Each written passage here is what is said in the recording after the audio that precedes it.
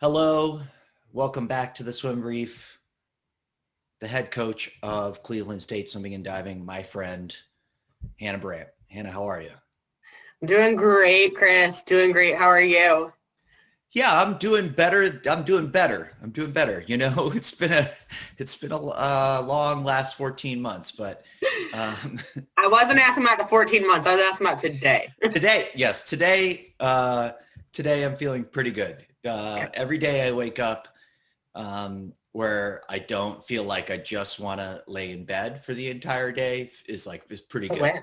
Yeah, it's a win. It's a win at this point. So, look, you actually proposed to doing this. It's something that I love about you because, it is hard for me the hardest part of this podcast for anybody listening and the people that get annoyed. Like I got on my iTunes profile last week because I'm very annoyed. I recorded a podcast and it didn't go up.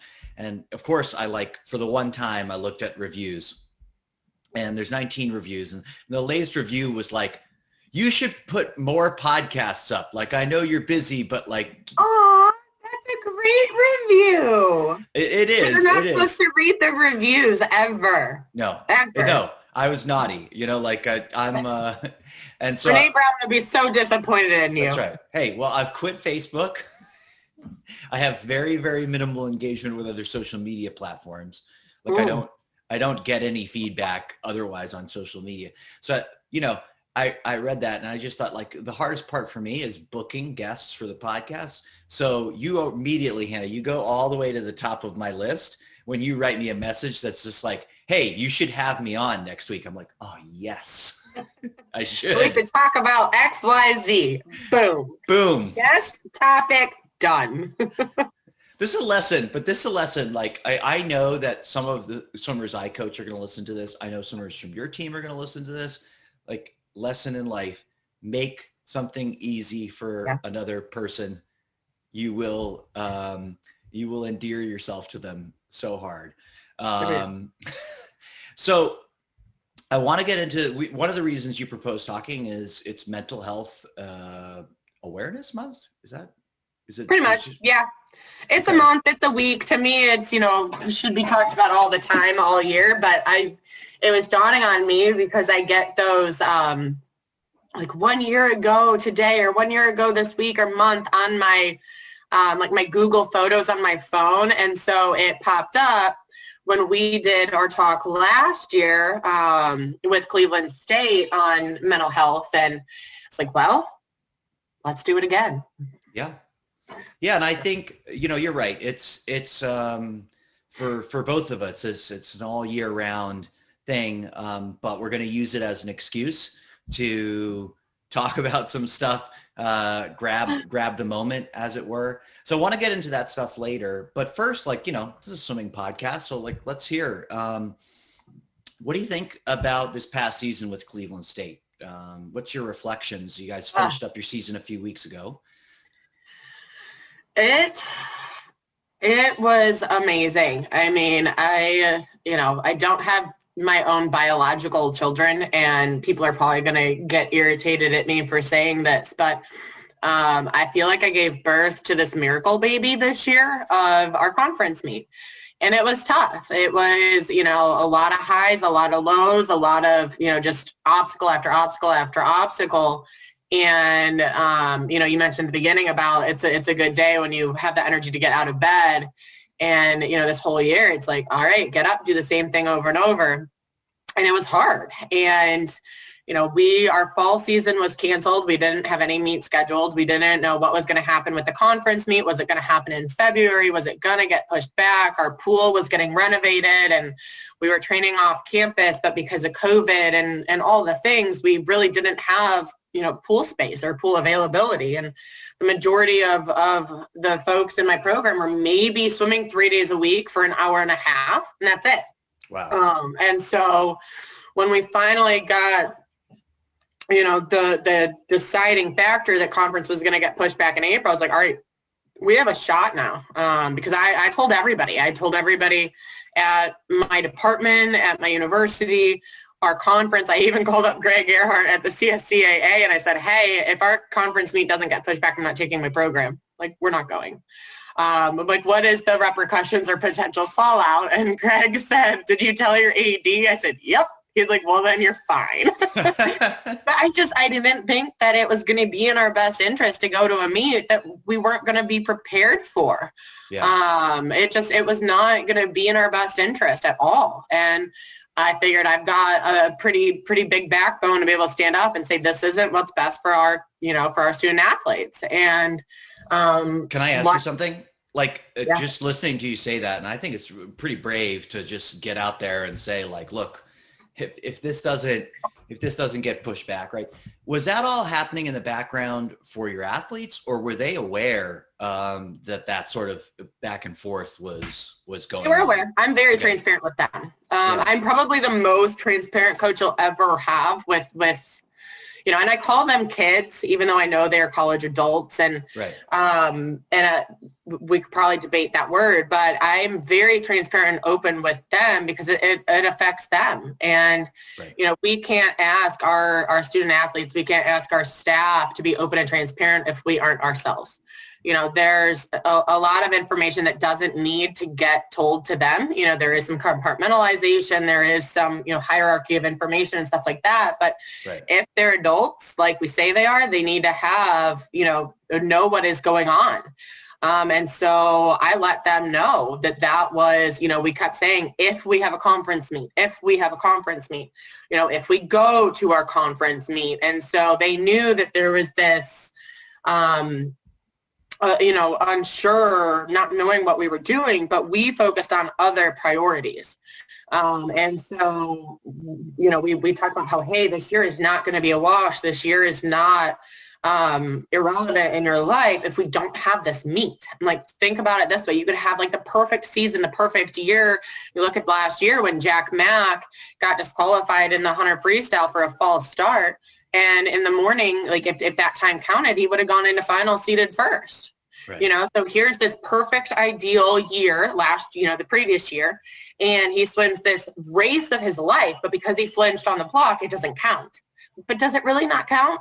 It does, And so that was what we were talking about with the team is like, hey, like right now we've got life or death situations going on. We've got to get through this pandemic. We've got to take care of our bodies, our minds. We've got to take care of one another. And we have to take care of your schoolwork because, in 5-10 years from now, an employer isn't going to care that you didn't learn X, Y, or Z because you were in the middle of a pandemic in school. Like those are the two things we have to do. If we take care of ourselves as people, we take care of ourselves as students, then we get to do the fun part, which is swimming. And so our focus in the fall was making sure that swimming was fun and that let's take a step back and work on the things that we never have the time to work on. Like now is the time. And, Irina, she's a senior for us and she's from Poland and has very, very, very European bad turns. And her turns, like I literally taught her how to do a turn again, like let's treat you like you are in the 5th grade and let's break it down, and, Sule, she's a senior for us, backstroker. I mean, we trained like the previous year and you get to conference and last turn, 2 dolphin kicks off the wall. That's it, And so it's like, let's actually working on the things that we just never have the time to work on. And the first meet, that we swam at, Sule, boom, like 7 kicks off every single wall in her 200 back and the last wall. She's like, how did I do that? Like, I haven't been training much, So let me just interject because we do have European listeners of this podcast due to my coaching abroad. If you're across the Atlantic and you're getting mad right now, just give it a rest. It's true. Okay. It's so true. Come on. But the thing that baffles me is like, I was watching, we've got an incomer coming in and watch his long course racing and everything. And I'm like, I personally never swam in like a pool where like the wall goes all the way up and, Oh yeah. The flat wall. Yeah. I never did. Right.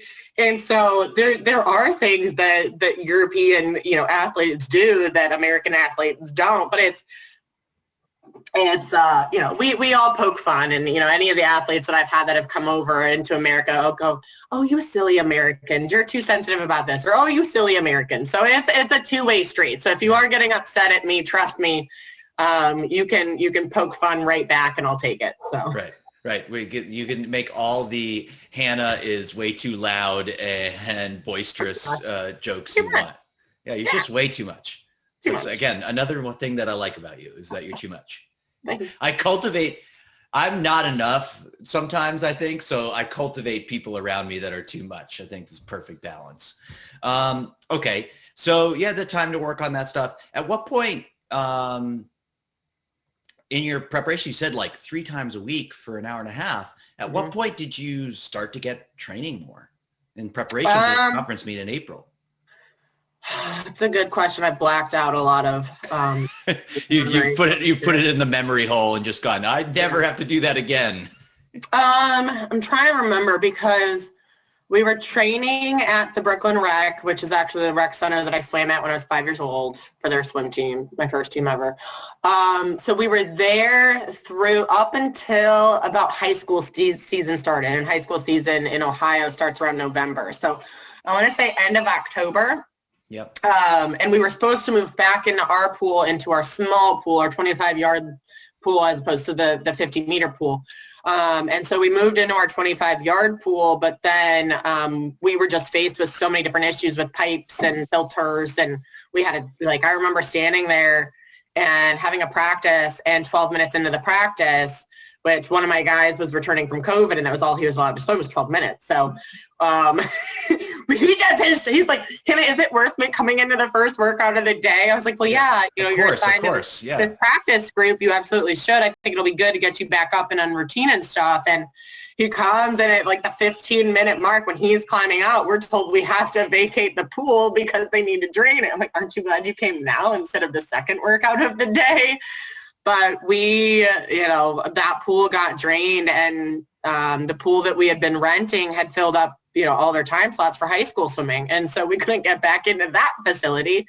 So we had about a week of just, dry land and stuff like that.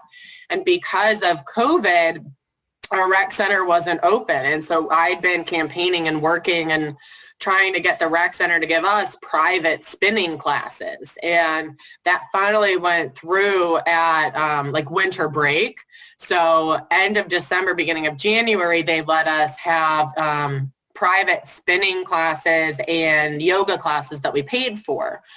And so when the small pool finally got up online, that was around Thanksgiving. I had a small core group that chose to stay here. A lot of our student athletes went home because they're like, well, I can go home, and in my state of, Georgia, I have more access to swimming than I do here. Yeah. So what ended up happening is a lot of our athletes went home at Thanksgiving and just bought one-way tickets. And we're like, all right, when we figure out what we've got going on, we'll figure it out. So all of our team, except for about 6 kids, left around Thanksgiving and didn't come back until January. And, we're either able to train depending on where they lived. And some of them, one of our guys that went home to Canada had a full month and a half off, went back to doing nothing. Because Canada was completely shut down. And right. One of our guys, when Dom went to Poland, there was all the different quarantinings that they had to do. But in Poland, if you get caught breaking your quarantine, it's like a couple $1,000 fine and you get arrested. Yeah. He would sneak out late at night to try to go on a run to work out. So we came back in January. We had 2 waves. We had one group that was able to start training on January 8th. And then one group that was able to start training on January 18th, because if Ohio at that point was a hotspot state. So if anybody went home in Ohio, they had a quarantine to come back. So we had to kind of plan around the 2 COVID testings that we were given, which was January 8th and January 18th. So some of our team was able to come back soon enough to start their quarantine to take that test and begin training. And so then at that point, we were still training in the 6-lane pool, super compartmentalized into training pods based on who they lived with. So you're only coming to practice with people that you lived with. So that way, if we had to shut things down, we could just shut down small groups. And so that's where we were grateful that we got all of the approvals from all the way up the chain to the the president and Forrest and all these different people. And so we had spin classes. So we had people start with like 3 or 4 spin classes a week. And we were doing lifting with our strength and conditioning coach. We had yoga with a private yoga instructor. And then I had a dry land circuit that we did on pool deck with stretch cords to take care of their shoulders and like stretch cords and core work and stuff like that. And they maybe initially swam 3 days a week. Yeah. And we just slowly, as they increased in swimming, they decreased in their spinning. Because I was like, well, at this point we go January to the first week in April. If somebody, gets, a shoulder issue, flare up, whatever, they're a sitting duck and you don't have time to recover. So we really focus on getting just this aerobic capacity from the spinning. And we really didn't start doubles until maybe middle of February. Wow. For everybody. And we had spinning going through the entire time. So like our sprinters, I still had them spinning because I thought like, well, you know what? They can get the aerobic base from spinning, and then anything we do in the pool can just be super fast and powerful and technical based. And my cat just knocked stuff over, if you're wondering what that thud was. But so we really changed. We really changed what we were doing and how we were doing it. And it clearly worked if you look at our results when when you look at how we competed. We got cat hijinks in the background. That Hannah's not laughing about her performance. I want to give you this transition because you said earlier, talking about this miracle baby. I mean, it does seem like a miracle based on all the stuff you're talking about in terms of adversity in just like conducting a normal collegiate season. Yeah. How did you, as a coach, how did you approach? Because I bet you had so many swimmers who expressed some version of like, we're barely swimming. I don't really feel confident that I'm going to swim fast at the end of this. Oh, absolutely. Absolutely. Yeah. So what did you, what was your approach to dealing with that?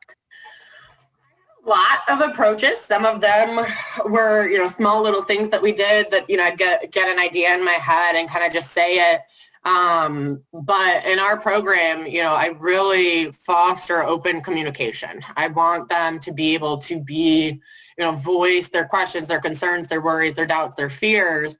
I have fostered this where I don't want them to be sheep. Like, I don't want them to just blindly follow us as coaches and just expect that if they do everything we tell them to do, that they're going to be fast. So it starts with cultivating ownership in what they're doing. And I call it, pick your poison, pick your adventure type workouts, where the very first time we did it last year, you just saw like these deer in headlights, like, wait, you're asking me what I want to do for my workout? Like, well, yeah.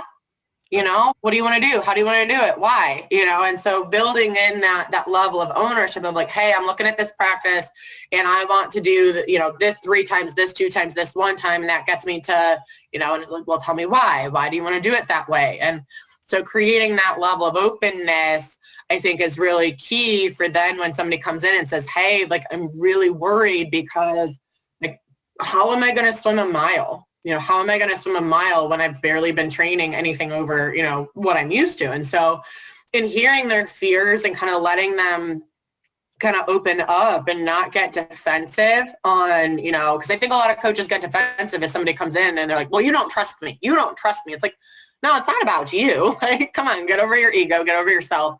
But to be able to hear them. And one of the things then was talking about, what do we get confidence from? And, talking about like, hey, we've gotten confidence in the past from garbage yardage. Like we've gotten confidence from volume and volume and volume. But when you look at when we competed last year, and I was like, well, Sule, how many dolphin kicks did you do off your last wall? I'm like, but yeah, how much yardage do we do? And how much, underwater 25s did we do? Like, clearly, you had confidence, but did you go execute what it was that you wanted to? Oh, no. So some of it too is taking a step back and re-educating. And so while I was here and have that group of 6, they'd walk in, I'd be like, all right, what do you got a taste for today? And I'd say that all the time, like, what do you have a taste for? What would you like to do in today's workout? I'm like, I got 1,000 ideas up in here, but what do you have in mind? And, Sophia always said drill work. Sule always said underwaters. It would be funny because I'd have some IMers that would be like, well, I want aerobic IM. Well, I want anaerobic IM. I want race pace. And so I'd write literally every single thing that they said. And I'd be like, well, I can cook up all of this and make all of you happy. And so we then, I'd cook up what they ordered and talk about, okay, well, here you can interpret it this way. So, if you want to make it a lot more spicy, you can spice it up here. You can, we can approach it that way. And so then at the end of the practice, I'd say, okay, well, did everybody get their needs met? And they'd be like, yep. And so we would do these crazy different types of practices that they had never done before. But then what I would do, so one of the things that we did was I would do 3 100s kick on the tightest interval possible. Okay, pick the tightest, most challenging interval that you can do, 3 of them. And then I did something where it was easy swimming, but focusing in on 7 dolphin kicks off the wall on the recovery. Swim easy, but you have to do the 7 dolphin kicks off every single wall. Then we'd go in the 650s kick as fast as you can go, but on 130. And we would do that twice. But what we would do is keep track of what interval did you attempt. And, did you attempt, I remember, the first time somebody attempted, let's just say 115. Okay, did you make all 3? Nope, I made 2, touch and go. And so we just keep track of what was the interval that you attempted. If you made all 3, then it's well, can we level up and try a harder interval the next time? And so, as we would do this set, you'd see people kind of protect a little bit and just pick, I'm going to pick 130 because I can make it. And then trying to push the envelope a little bit about cool, but we're going to do this twice. What if you try 125? Right. Yeah, and getting them comfortable with trying something and then failing and saying that's what you need to do. You need to push that envelope. So then what we would do is then the next week we'd go back to a set that's more familiar for them. Okay, we're going to go 10 100s kick on 2 minutes or something, just something that they're used to doing. And then they're like, oh man, look at how well I performed on that. How did I do that? Right?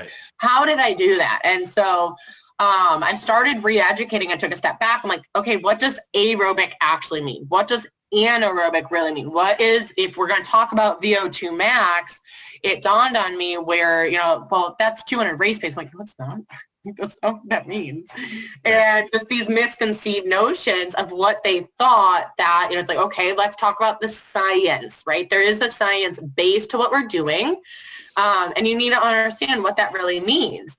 But on the flip side, there's an art to what we do. And I'm like, if we're going to call it science, then we need to be willing to able to kind of pick apart the different variables and look and see what's really working. And I looked in the mirror and I was like, well, you know what? We call it this, but it's not really that. And so I revamped my VO2 practices. And I was like, you know what? This truly isn't accomplishing what we think we're doing. And so, but I would educate on that and say, hey, we're going to open up this interval. We're going to do this. And here is why. And talk about, really looking at why we performed the way we performed in the past and be able to pick can you give me an example of what you changed? Because this is something too I've been working on this year is I also, and I talk about this with Paul, my boss, very specifically, did a bunch of VO2 max in the month of March with the swimmers I was coaching.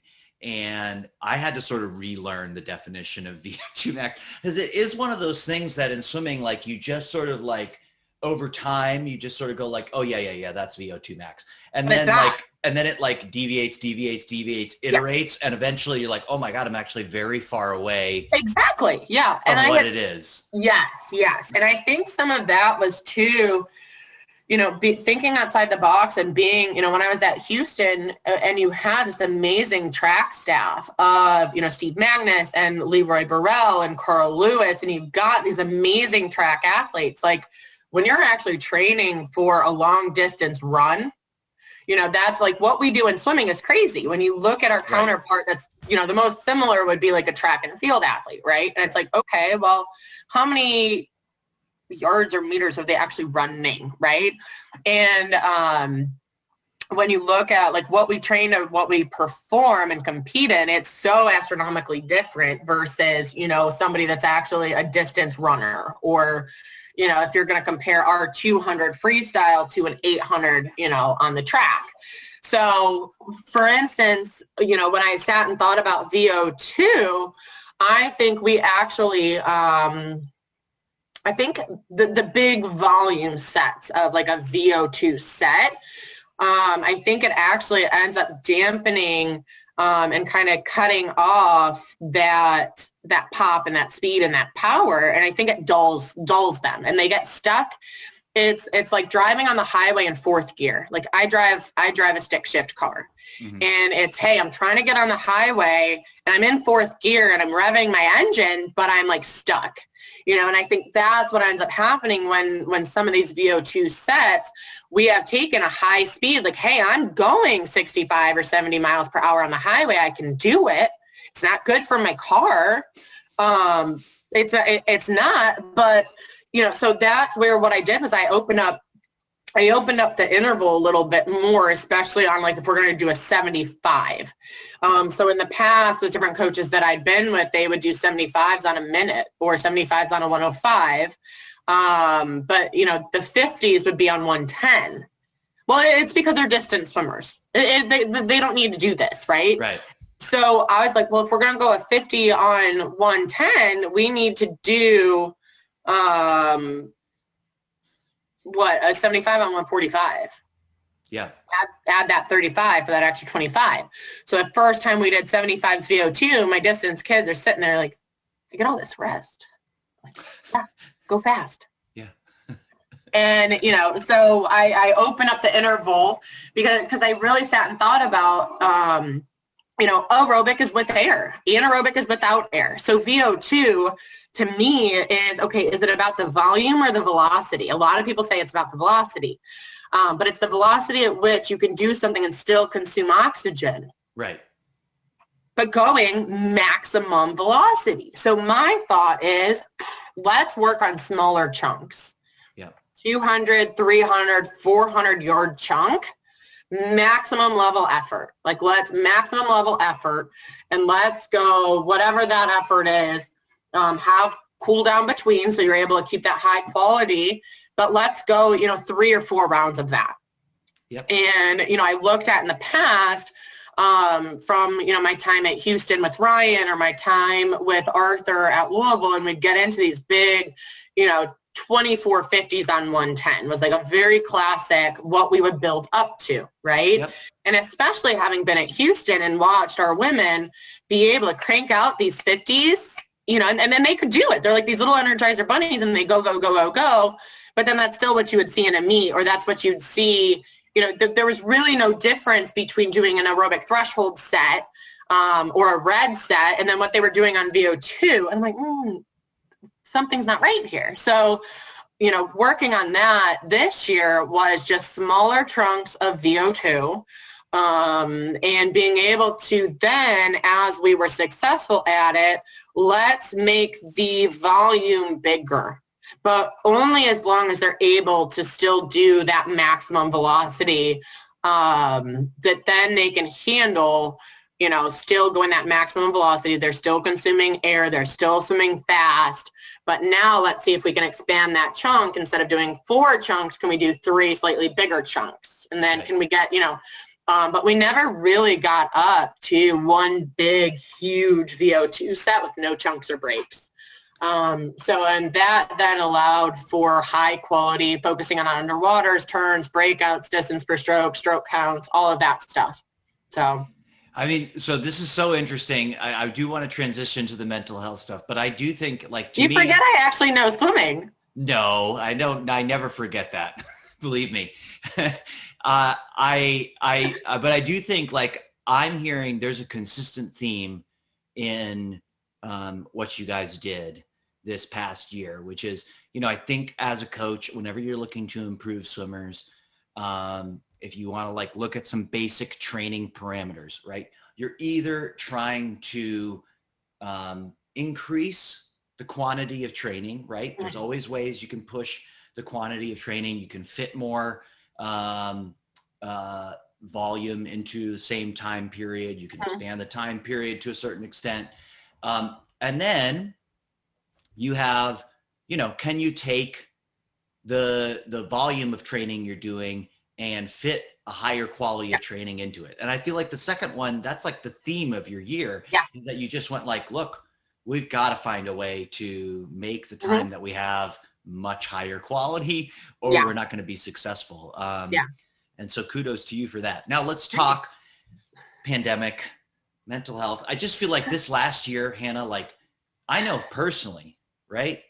As somebody as somebody who deals with my own mental health issues, I know that the pandemic exacerbated that. I was like, I would say, I didn't know it, but I was in between therapists when the pandemic started. And I think pretty quickly once it started, and you and I even talked about this in one of our many conversations, it was like, oh, I got to get back into therapy like immediately because I could just feel that I was spiraling. And I needed help to stop that spiral. Absolutely. I think that there's a lot of swim coaches that listen to this. I think, one of the good things is people are getting more and more aware of mental health issues. They're becoming more comfortable talking about them. They are, we're getting away from some of this sort of Stone Age language around it where, like, oh, so-and-so was a head case. And like, I remember that was very, very common when I was coming up swimming. Oh, I got called a head case. Yeah, exactly. I was a head case as well. You know what I mean? I was so nervous before all of my swim meets from basically age 15 on. Let's just talk in general. What are some of the ways, as a leader of a Division I program, what are some of the ways that you sort of bring in, because I think you're really good at this, so I'm going to give you a chance to brag on it. What are some of the ways you sort of bring in like everything you can possibly bring to bear for mental health with kids on your team? Yeah. One of the things, that I did right off the bat when I first got here last year was take my entire staff over to our counseling center. I wanted to meet the entire counseling center staff, see the offices and where we're sending our student athletes. And so first we went and talked with them and sat down and kind of got to know them as people and try to get them to understand us as people. And, my thought is like, hey, you're the big resource here on campus. So if I'm going to be referring, our team to you, I want to be able to say like, hey, I know these people. Why don't you, pick up the phone, or how can I help you, connect to this resource? And, let me help explain. I'd like to help you understand, our student athletes, because swimmers and divers are very weird. We're very different, right? And try to talk about how, like, in swimming and diving, we talk about how we feel all the time, right? And I think that's where us as swim and dive coaches have this opportunity that like a football coach or a basketball coach doesn't necessarily have, because we say, oh, how did that feel?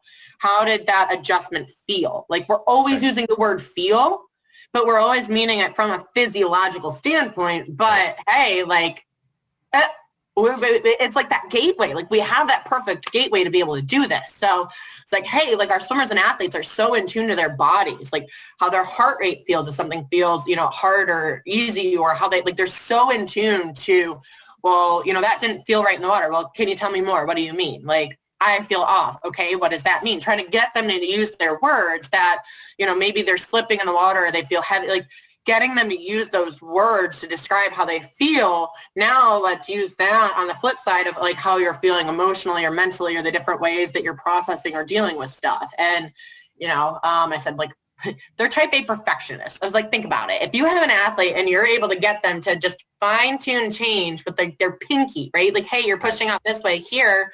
We have this, level of awareness that we're so detail oriented. We're so perfectionist, they're just driving on all cylinders as people, students, and athletes. And, just kind of explaining all of that, and understanding the statistics that I want to say it's like one in six college students will experience some form of self-harm. Like, how many people do we have on our team? It's like when you look at those stats, you're like, okay, there's probably one of those on my team. And, maybe one. Easily one. But, probably 10, in some teams. If a coach doesn't have, we are the frontline workers. We're the ones that are spending the most amount of time with these people.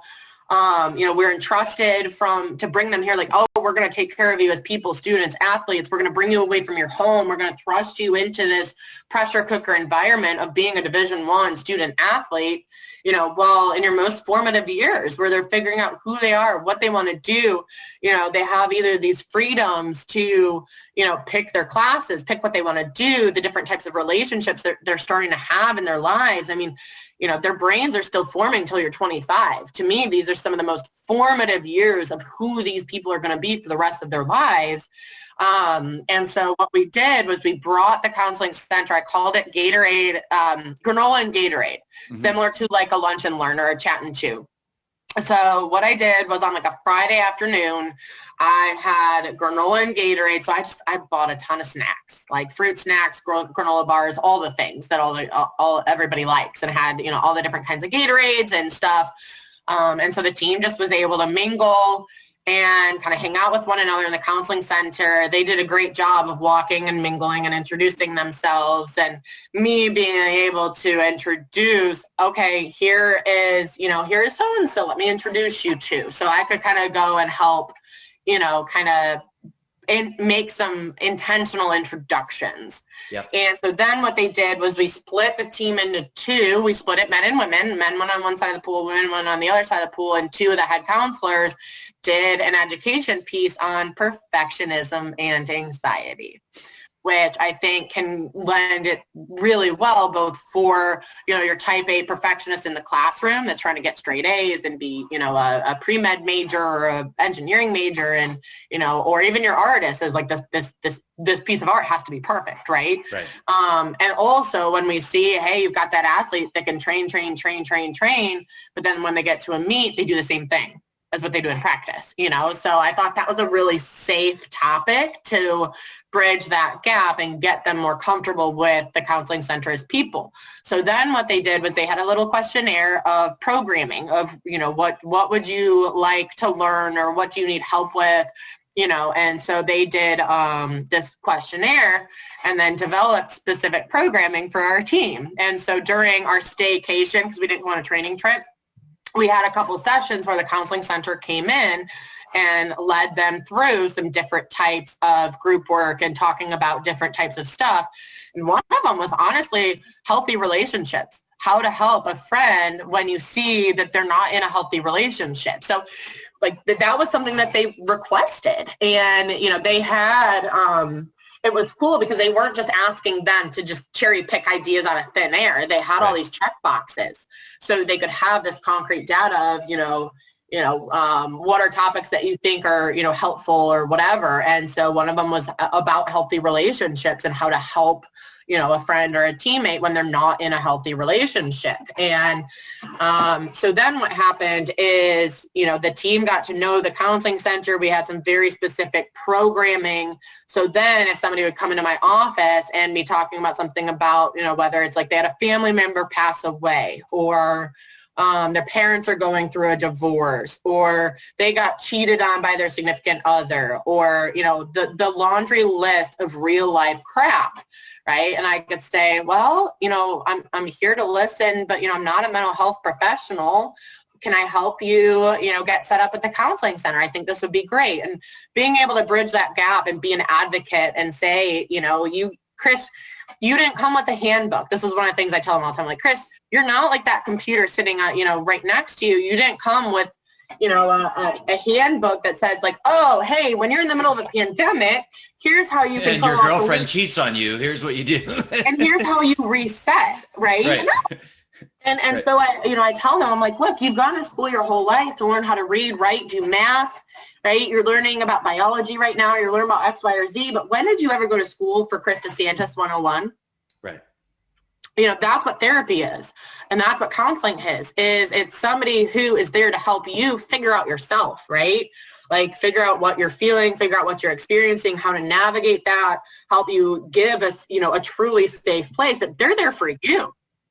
Peter, my assistant, does a great analogy. The way that he'll describe it is, if you've got a boxer in a fight and they're fighting, when they go back into the corner, you've got the person that dabs at the blood or dabs at the sweat and sprays the water bottle in. And, you've got these people. And he's like, us as coaches are in your corner, but that's what this counselor can be like too, is in the corner for you when you get punched in the face.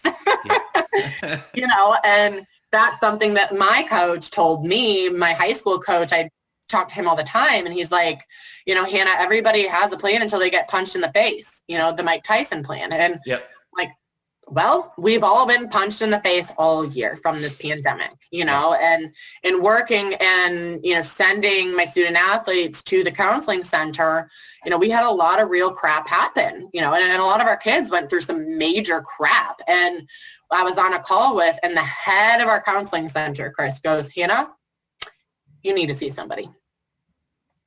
You are doing everything you can to help your team get through this, but who is helping you? Yeah. And the counselor said, I want you to look up what cortisol does to your body. I want you to go and look it up. And if you need help and you want to find somebody, let me know. And so I went and I looked up and saw what having all that cortisol in your body does. Yeah. And the counselor was like, Hannah, you are in a constant state of stress. You are in a constant state of crisis mode because you're that frontline person for your team. And as a friend of yours, Hannah, I remember that time. Yep. And the great thing was I got a referral to a counselor who had actually been, and this was the best thing. She had been the head of our counseling center at Cleveland State. So she got the bureaucracy and the politics and all of the things that go with working at a major institution. She'd also worked with athletes in the past. So I didn't have to teach her about my life. I could just go and talk. Yeah. Because I've tried, I've tried the counseling of like, hey, I'm in this great relationship with a person that if this was an arranged relationship, this would be a great one, but it's not working. What's wrong with me? Have a couple sessions and kind of end it. But I've never actually done like a deep dive work. And so being able to be open with my team too and say like, oh yeah, I'm seeing a counselor right now too. It normalizes that, and being able to, say like, hey, I've gotten help through all of this too. Because it's not been easy at all. I just want to after you say all that part, I just want to make some of these steps really clear to anybody that's listening. So you have, if you're listening to this, you have some action points to take away. I think it's brilliant to bring in your counseling department and literally introduce them to people, because you take down a huge barrier. Mm-hmm. It's very scary for a lot of people to think about I'm going to go over to the counseling center and ask for help. I'm going to meet some stranger, somebody I've never before, and I'm going to admit that I'm struggling right now and that I need some help. So when you take away that unfamiliarity, you go oh, I know Diana over at the counseling department, right? And I can just sort of drop by already. That piece of it is really good.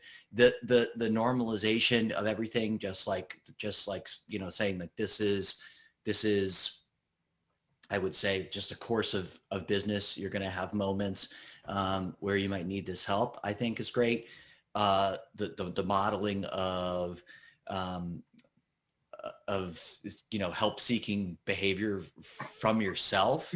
I think that part of it is incredibly important. So there's a lot.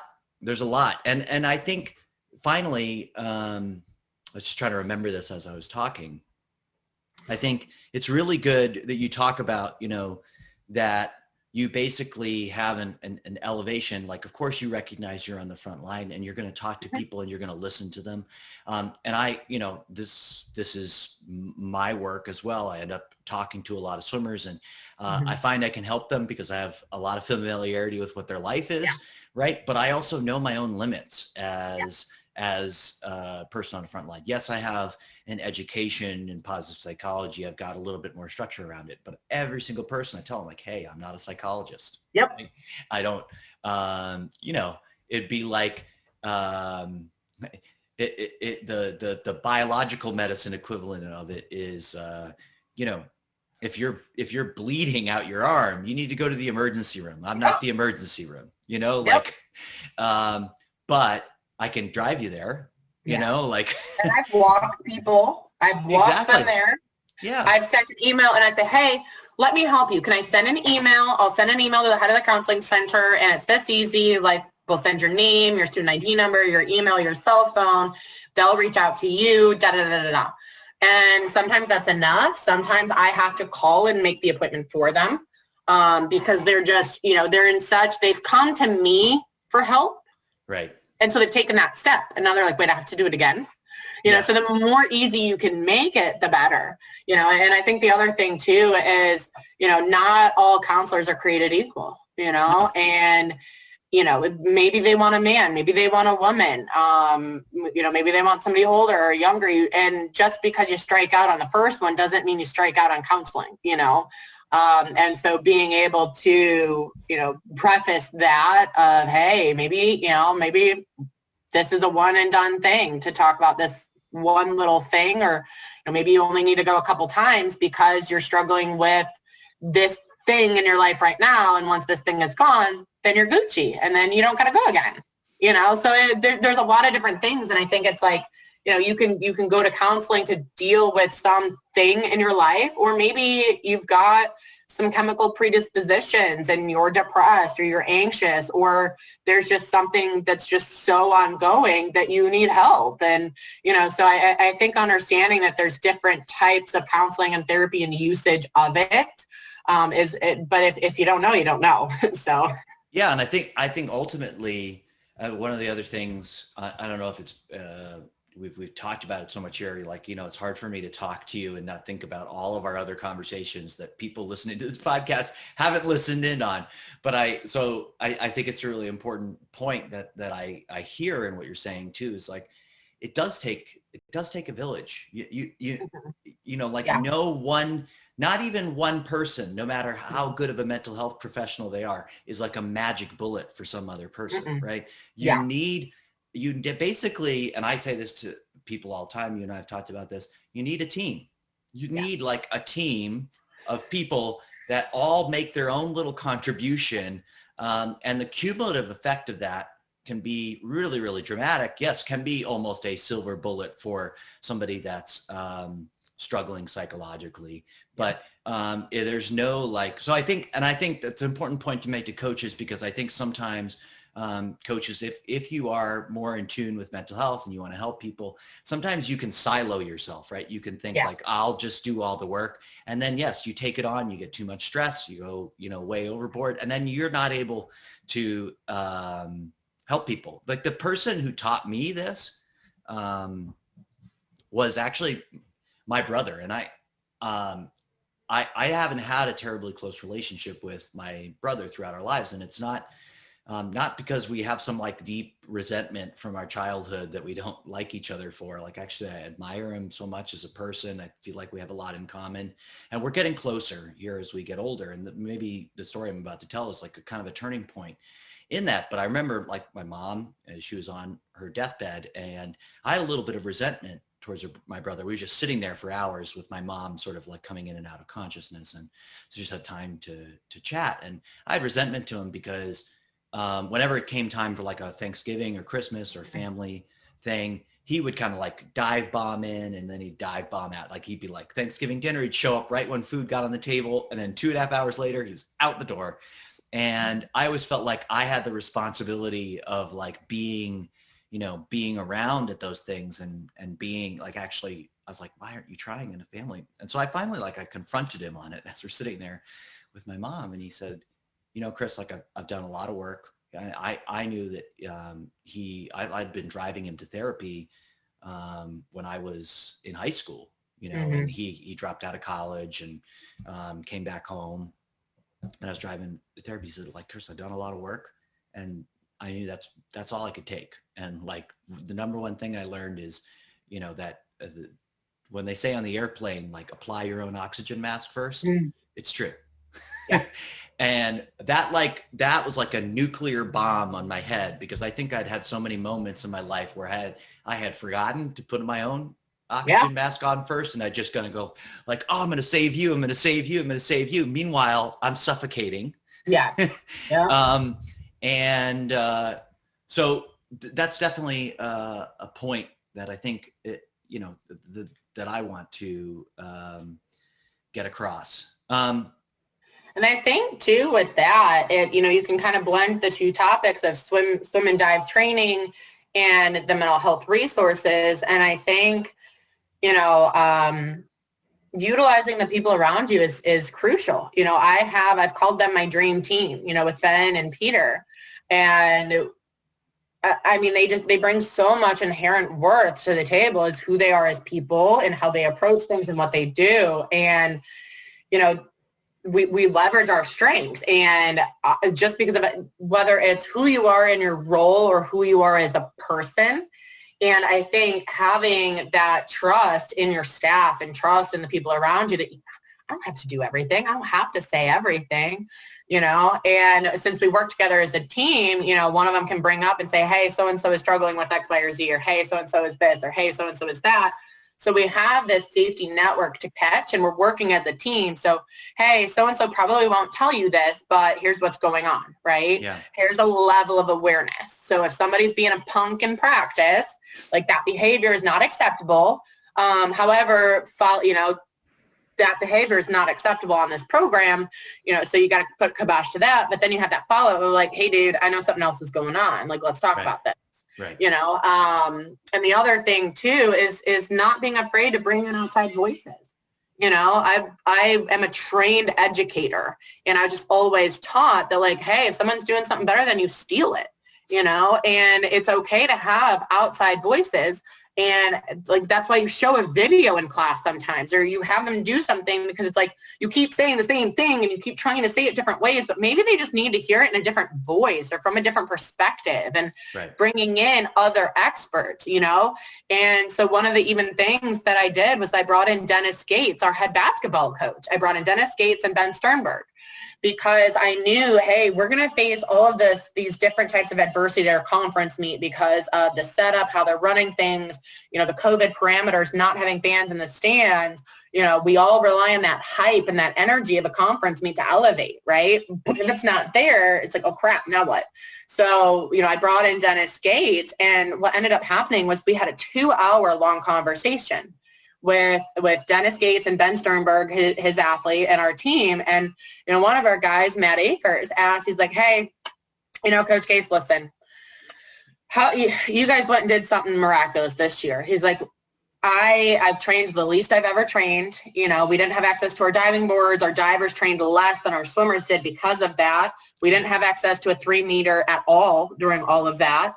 And he goes, I want to win our conference meet. I've been runner-up 3 years in a row. And I know I've got confidence in what I've done, but like, I've really, he was questioning that. And Dennis Gates, said, you just got to throw it in the bucket and do it, and he kind of spoke to some of the things. Like later, Rich is like, he's saying the same thing I did, but slightly different. I said, yeah, but he needed to hear it from somebody else. Yeah. And I think it's that ability to put other people in front of them that, and I think that's what good coaches do, is like, you take your ego out of it. And that's why I don't always say everything, because I don't have to. That's why I have Ben and Peter. That's why I have the counseling center. That's why I have brought you into our program, and, these different people. And it's like, that's what good head coaches do, is you don't have to do everything, but you have to put the pieces in place and watch the magic happen. So that's something else I think, is get out of your own way. You don't have to do everything. Leverage your people, leverage your staff, leverage your resources. And that's really, I think, what makes the difference between a good head coach and a great head coach is putting in those pieces. It's that management piece, right? It's not just being a head coach. It's not just being a leader. It's not just talking shop. It's that that big macro level of seeing it all and, you know, how it all fits together. So yeah. Well, we're coming to the end here of time, and usually I do a lightning round at the finish, but I'm realizing that I haven't prepared anything at all to ask you for a lightning round. So I think we're going to have to postpone that. Well, you have to do a lightning round where you just got to come up with them then. Oh, lightning on you. Okay. But you've been to a number of states in America. You worked in Texas. You worked in Kentucky. You're in Ohio now. You grew up in Ohio. You went to college in Michigan. You're forgetting one. What am I missing? Oh, DC. Oh, Georgetown. Okay.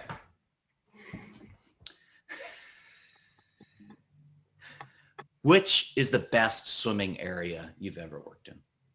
Oh, geez. Houston, Texas. Why is that?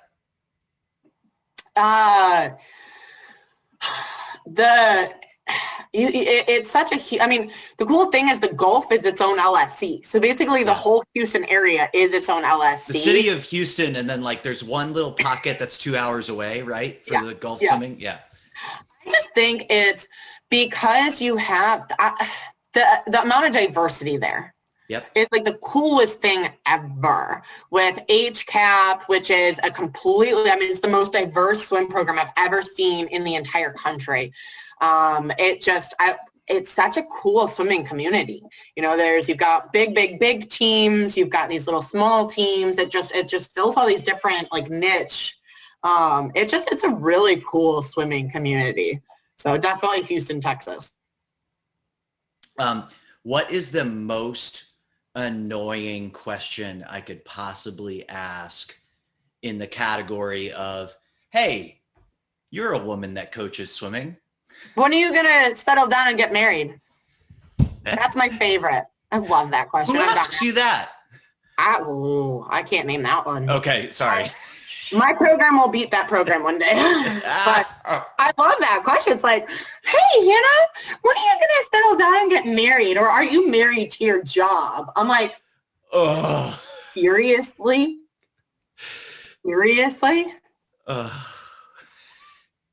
I'm cringing so hard on the inside. It's difficult for me. That's my favorite.